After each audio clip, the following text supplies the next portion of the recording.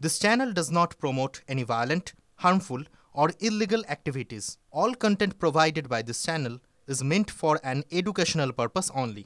ওরা আমরার ব্যাপার নয়, কে ওরা কে আমরা এটা আমরা জানি না, আমরা এটা আমরা জানি। আমরা কারা যোগ্য যারা, এটা আমাদের ট্যাগলাইন স্লোগান।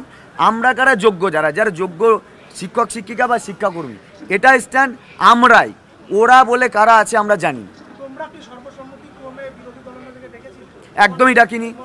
একদম ডাকিনি।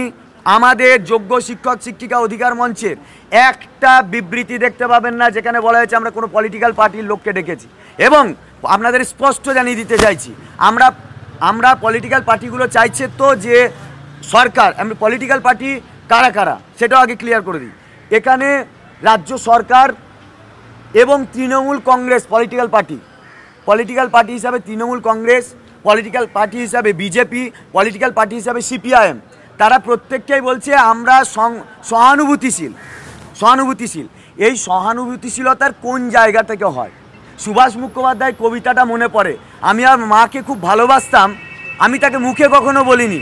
রোজ স্কুল থেকে টিফিনে আসার সময় আমার টিফিনের পয়সা বাঁচিয়ে একটা কমলা লেবু তার জন্য উপহার দিতাম। তাহলে ভালোবাসাটা অ্যাক্টিভিটিস দিয়ে হয়, মুখে নয়, বা স্লোগানে নয়, বা এসে আমি তোমার সঙ্গে থাকবো 5 দিন এটাতে নয়। তার জন্য আমরা মঞ্চ থেকে একটা সিদ্ধান্ত নিয়েছি, এই প্রত্যেকটা পলিটিক্যাল পার্টিকে, মানে এই 3 জন যেহেতু কোনো না কোনোভাবে জুড়ে আছে, যারা বলছে আমরা এইভাবে করে অ্যাক্টিভিটিস দেখাতে পারবো, তাদেরকে আমরা হোম ট্যাক্স দিচ্ছি। হোম ট্যাক্স যেহেতু আমরা শিক্ষক, আমরা হোম ট্যাক্স দিচ্ছি। সেই ট্যাক্স তারা পূরণ করলে আমরা তাকে আউটস্ট্যান্ডিং দেবো।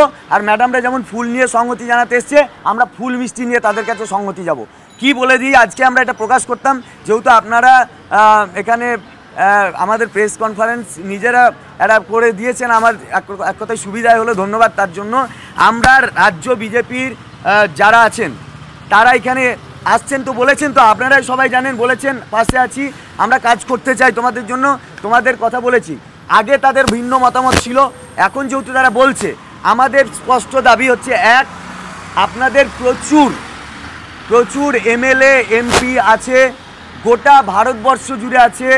আপনারা রাষ্ট্রপতিকে আমাদের জাজমেন্ট বিষয়ে জাজমেন্টের পুনর্বিবেচনা চেয়ে আপনারা আর্জি করবেন। যদি এটা করেন, আমরা আপনার ওই হোম ট্যাক্সটাকে মূল্যবান মনে করব এবং আপনাকে আউটস্ট্যান্ডিং দেবো। এক, দ্বিতীয় আর একটা কাজ দিলাম, মাত্র 2টো হোম ট্যাক্স, খুব সহজ হোম ট্যাক্স। সামনে সিজন আসছে পার্লামেন্টের, সেই পার্লামেন্টে সংখ্যাগরিষ্ঠ রাজনৈতিক দল বিজেপি, তাহলে বিজেপিকে আরেকটা হোম ট্যাক্স দিলাম। পার্লামেন্টের অধিবেশনে আমাদের প্রতি যে অবিচার হয়েছে, সেই অবিচারের কথা তুলতে হবে। দিট ইজ দ্য সেকেন্ড হোম তৃতীয় যদি এই দুটো করে, আমরা স্যালুট জানাবো। 1 নম্বর কথা। 2 নম্বর হচ্ছে তৃণমূল কংগ্রেসের, মানে তৃণমূল কংগ্রেস, আমি প্রথমে সরকার বলছি না, সরকারকে আমি আলাদা হোম ট্যাক্স দিচ্ছি। তৃণমূল কংগ্রেসকেও একই হোম ট্যাক্স দিলাম, একটা কমন হোম ট্যাক্স। তাদেরও অনেক এমপি এমএলএ আছে, তারাও রাষ্ট্রপতিকে চিঠি লিখবে একই মর্মে, যেন দুজনের কপি একই হয়, যে আমাদের এদের সঙ্গে যারা যোগ্য শিক্ষক শিক্ষিকা এবং শিক্ষাকর্মী, তাদের প্রতি অবিচার হয়েছে, তারা যেন ন্যায় বিচার পায়, রাষ্ট্রপতিকে তারা চিঠি লিখুক। ইতিমধ্যে বেশ কয়েকটা এমপি আমাদের রাজ্যের নয়, অন্য, কিন্তু তারাই নজির রেখেছে, তাদেরও এই নজির রাখতে হবে। 1 নম্বর। 2 নম্বর কথা, একই হোম ট্যাক্স আমরা তৃণমূল কংগ্রেসে পরিচালিত যে সরকার, সেই সরকারকেও দিচ্ছি। তাদের যারা এমএলএ এমপি আছে বা এমপি আছে, সামনের সেশনে পার্লামেন্টের অধিবেশনে একই সুরে, দুটোকে একই সুরে একই কথা বলতে হবে, যে আমরা এদের প্রতি অবিচার হয়েছে, এরা যেন যোগ্যরা যাতে ন্যায় বিচার পায়, সেম হোম ট্যাক্স। সিপিএমকে একটা ট্যাক্স দিচ্ছি, খুব সহজ ট্যাক্স, ওদেরকে পার্লামেন্টে বলতে হবে না। পশ্চিমবাংলায় যেহেতু এমপি নেই, তাই আমরা বলছি যে আপনারা বাইরে আছেন, বাইরে আপনারা বিভিন্ন জায়গায় আমাদের সম্পর্কে আওয়াজ তুলুন। আর প্রত্যেকটা রাজনৈতিক দলকেও একই আওয়াজ দিলাম, তো তাদের একটা প্রধান কাজ হবে, বিকাশ রঞ্জন ভট্টাচার্য মহাশয়, তিনি তাদের খুব সুযোগ্য নেতৃত্ব, মেয়র ছিলেন এবং আর হাইকোর্টের একজন বরিষ্ঠ আইনজীবী, তিনি সুপ্রিম কোর্টে দাঁড়িয়ে আমাদেরকে ফ্রড বলেছেন এবং প্যানেল ক্যান্সেলের দাবি করেছেন, কোট আনকোট প্যানেল ক্যান্সেলের। আমাদের হোম ট্যাক্স সিপিআইএম পার্টির প্রতি এটা থাকলো যে তারা রিভিউ পিটিশনের সময় অন্তত এটা বলবে, আমরা প্যানেলটার সেগ্রিগেশন চাই অথবা রিপ্যানেল চাই, আমরা চাই না যে এই প্যানেলটা উড়ে যাক। এটা যদি করতে পারেন তাহলে জানবো আপনারা আমাদের সঙ্গে আছেন। এটা তৃণমূল কংগ্রেসের আরেকটি কাজ আছে, তারা রাজ্য সরকার তারা তাদের সংগঠন, গণসংগঠন, তারা সবাই নামুক, তাদের শিক্ষক সংগঠন তারা নামুক, বলুক যে রাজ্য সরকারকে এই যোগ্য শিক্ষক শিক্ষিকাদের চাকরি ফিরিয়ে দিতে হবে। আর সরকারের কাছে তো